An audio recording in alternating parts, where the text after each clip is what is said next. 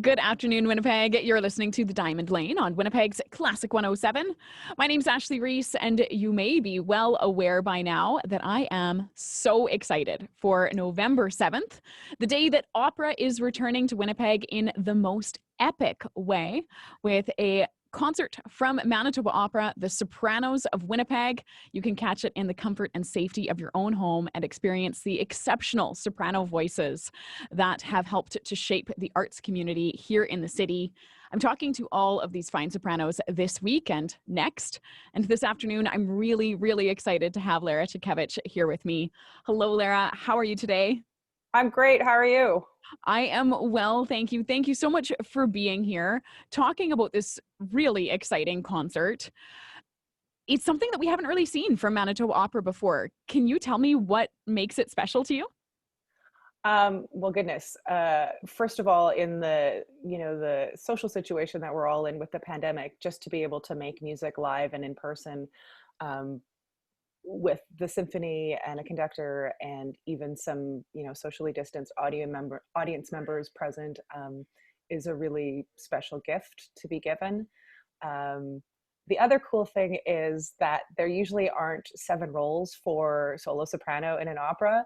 So the fact that we all get to be together, working together, even though, the circumstances don't allow us to be singing ensembles and duets and that right now, we still get to be on the same bill together and putting together a concert, which is a really wonderful treat, I think, for all of us, certainly for myself. Yeah. So I'm just thinking back to like recent history productions that I've seen. I've seen you on stage with Andriana Chuchman before. Yep. Have you shared the stage with other sopranos on the bill?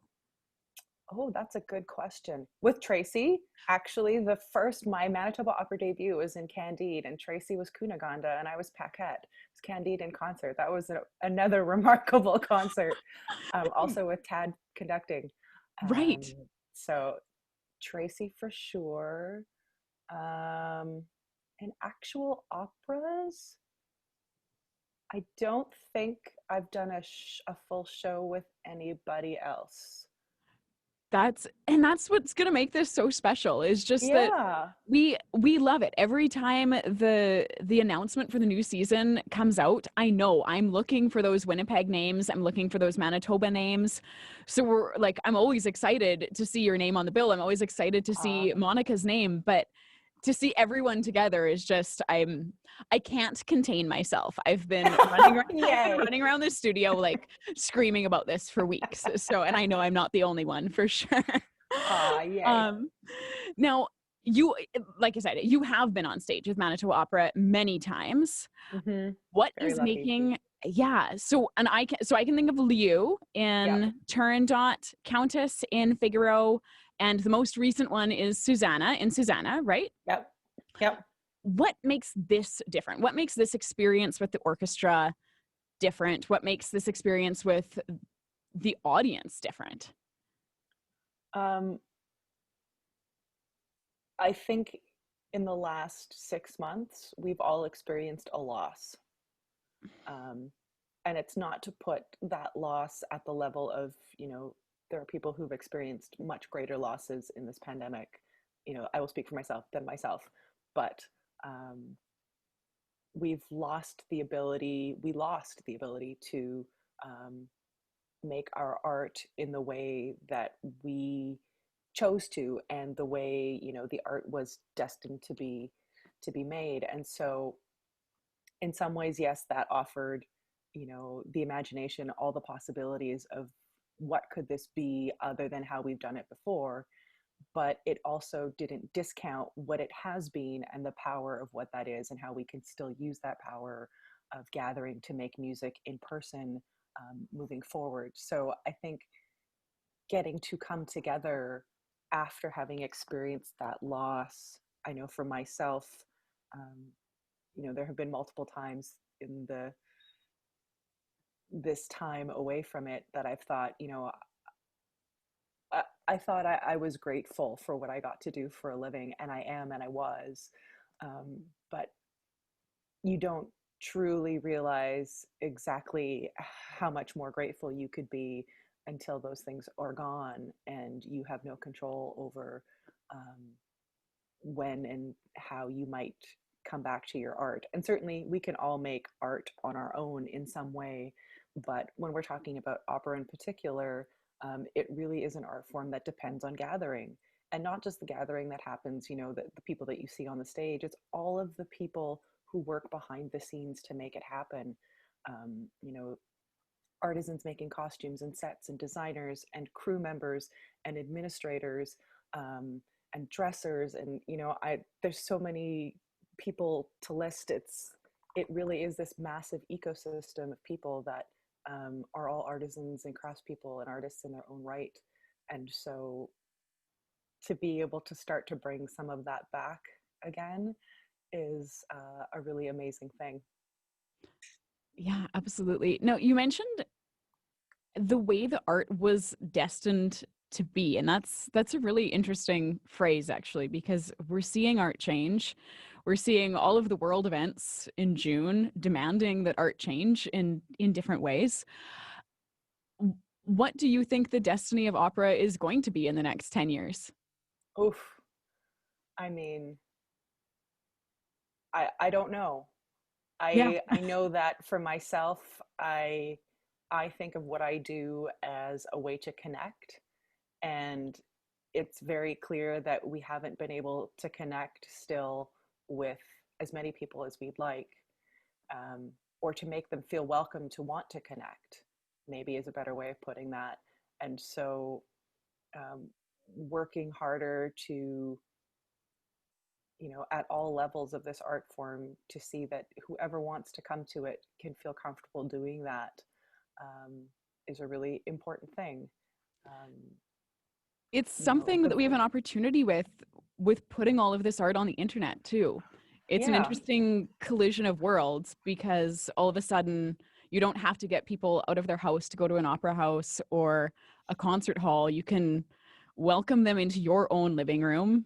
And there's a different sense of vulnerability too, because all of a sudden artists are doing things for the very first time.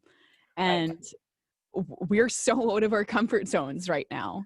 And everybody is. It almost evens the playing field, right? In a lot of ways, yeah. And certainly the digital world offers lots of possibility in terms of reach into, like you say, without people even having to leave their homes, while also respecting that there is a privilege in the digital world, that you have to be able to have been able to access that in the first place. So there's always going to be work that needs to be done, but with all of the hardship that has come in the pandemic, it has certainly gifted us with time to really start to consider what we want moving forward in this art form. And I don't think there's anybody that wouldn't say that they, don't want it to include as many people as possible. So it's a matter of us all listening and learning and moving forward together, I think. Absolutely. So back to this specific concert, you're preparing to, you will have some audience members socially distanced, but the majority of your audience is online. So how do you, I mean, I'm a radio host, my audience is always not there. But sometimes that helps, because if I make a joke that doesn't land, I don't know. But how does it work for a singer to sing to a mostly empty room and engage the audience? I mean, as much as possible, you're still trying to connect with the people that are there, even if it were, a rehearsal with a totally empty hall and it's you and the musicians. I mean, that is still a measure of that connection. What you do miss is the level of energy that the audience brings into the room when they're physically there. So for myself, I would say I have to remind myself not to try and make up for that loss of energy, and to trust that it's there. It's just I can't feel it. So then for me, that really means, sticking to my plan, in terms of, what are my dramatic wants and needs for this character, and what's my musical plan, and just trusting the rest is going to be there and tell the story and go from there. But I think that's probably good advice for every performance. So I Yeah. I hope that there's some young performers listening. I hope that there's some old performers listening too. Stick to the plan. I mean, yeah. We can also go down the best laid plans path, and there's sometimes stuff happens and you just have to make a new plan on the spot. Fair enough. Do you have any good stories about that? Oh my gosh. Well, in that Candide with Tracy, there was a point where Maestro Tad would hand me the baton, and I would hand it to Stuart Howe, who was playing Candide. Okay. And he was meant to use the baton as a sword in a little bit of action, just like on stage. It was a concert, so it wasn't like we were fully in, staging, but he was meant to stab somebody, not actually, but mime it. And unfortunately, during the actual show, he made contact and he broke the tip of Maestro's baton. And I didn't see it happen, but I felt the silence. And there was just this like stop in the action, and I'm going, I'm not quite sure what happened. And then Stuart gingerly walked to the lip of the stage and picked up this little fleck of white. And I was like, oh my goodness, this is what happened. And then he handed me the baton, which I handed to Maestro, and Maestro was like, and of course the audience erupted in laughter. And you can't really prepare for that. And so we just tried to keep our composure and sing the rest of what we had to sing until we were off the stage, and then lose it. And I mean, it was a great moment, and except for the baton. But there was enough of the baton left that, you could still conduct with it. Yeah. Do conductors have one baton for their whole career? Do they have like batons to choose from? Do you know? I'm sure they have batons to choose from. Okay. And I'm sure there comes a point when they retire it, but usually you only walk on stage with one in your hand, I think. So yeah, that makes sense. But yeah. So I know that some people are able to do performances in person. I am seeing on my social media a soprano that flew to Europe last week, but for the most part, people are kind of staying where they are this winter. Is that you too? Yep. In normal times I would have been gone for half the winter, but we are where we're at. And so, yeah, I'm home. And has Winnipeg always been home for you? More or less. I grew up just north of the city, near Birdsville Park. And then I was in Montreal for 4 years doing a master's and apprenticing at the opera there. And then moved into Winnipeg proper when I moved home. So that was 2010. So is it exciting for you to be in Winnipeg for an extended amount of time now? Yeah, my husband and I were talking about this recently, that it's probably the longest period of time we've actually spent together in the same city since I moved back home. So that's been nice to actually be home. The reason why I'm home isn't nice, but make lemonade. Yeah, the silver linings. I got to be with my garden the whole season long this year. So what did fly you grow? away in September and leave my husband with 13 tomato plants that were full of tomatoes that he had to deal with and process himself. So I got to do that this year. So that was nice. I gardened for the first time this year. So I got some tomatoes. I learned a lesson about zucchinis and carrots. I put them too close together and the zucchinis took over the carrots. So my carrots were very, very sad. But what did you grow? So I grew a mix of veggies and flowers. We inherited a pretty decent perennial border when we moved into this place. And then I've added to that, and then also some annuals in that. And then for veggies, mostly tomatoes, some beans, cucumbers, herbs, carrots. Did beets this year, and some mesclun greens, green onions. Do you do any pickling or anything? Nah. No, I don't have a big enough patch in the backyard, or we'd have to just, plow under all the grass and flowers, and then we could grow enough to actually do a pickling batch of veggies out there and grow them ourselves. But yeah, it's more just for fresh eating. And then the tomatoes all sort of ripen at once, then we can't handle them Right. Because I have this fear that if I only plant like 2 tomato plants, that neither of them will survive, and then I'll have no tomatoes. So I just plant a lot. But we've found a great roasted marinara recipe. So we just roast off the tomatoes with some herbs and Well, that's a pulverize good them all idea. and freeze it. And yeah, it's great. Fresh Especially if sauce you're is great. growing the herbs too. Yeah. I'm always looking for garden tips. So yeah, thank you. Yeah. Gardening, like singing, if you do the work, the prep work, the foundation work, it will pay off in the end, even if the foundation work doesn't always feel like it's fun. So, do the digging and amend your soil. And the adage, I don't know where this adage comes from, but I read it a long time ago. Better a $5 plant in a $50 hole than vice versa. So like spend the money on, amending your soil and doing that work, and even a more spindly plant will survive. But if you put an amazing plant in a poor soil or inappropriate soil, because some plants do like poor soil, but it won't thrive. Such Do your a technique good exercises and your yeah. arias will be better, kids. So many parallels with singing. I love this. So okay, no gardening in Winnipeg in the winter. What are you going to do in the winter?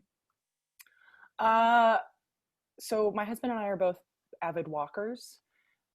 So that will continue in winter, which, especially in this current situation, is just a great way to get out of the house. There is something really cool, even when it's super, super cold out, about being protected from the elements and just walking out there in the crunchy snow, and when the sun is just like beating down on the whiteness and you get blinded by the snow. It's great. You just kind of feel like, yes, I'm alive and I'm going to get through this. And you kind of nod past at all the people that pass you like, hey, you're also surviving. Good for you. The cold weather solidarity. Yeah, there's a special like kind of nod you get when it's minus 30 out and you're still walking outside. So do you have a favorite path, or do you like do different paths every We're in River Heights, lucky to be in River Heights. So we often walk along the path on Wellington Crescent, and then on weekends we do longer walks towards Symboyne Park, on the Symboyne Parkway and through the park. So that's great. We're very fortunate. And I mean, the city is full of wonderful walking paths and parks all over the place. So we're really lucky to have those green spaces here. It's wonderful. Absolutely. Well, thank you so much for joining me this afternoon, Lara. It has been such a pleasure to get these gardening and singing tips and, talk about the future of opera, which we have no idea where it's going to go, but I know that it's in good hands when we have genuine artists who are committed to making it better and making it good. So thank you for just giving us hope. And I know we are all so excited to see you perform. I don't know if I'm allowed to say what Lara is singing, but I know what she's singing, and it is something that you don't want to miss. It's going to be good, I think. I'm looking forward. So looking forward. So have a wonderful week, and we'll see you on November 7th. Thanks. You too. Thank you. Thanks, Ashley.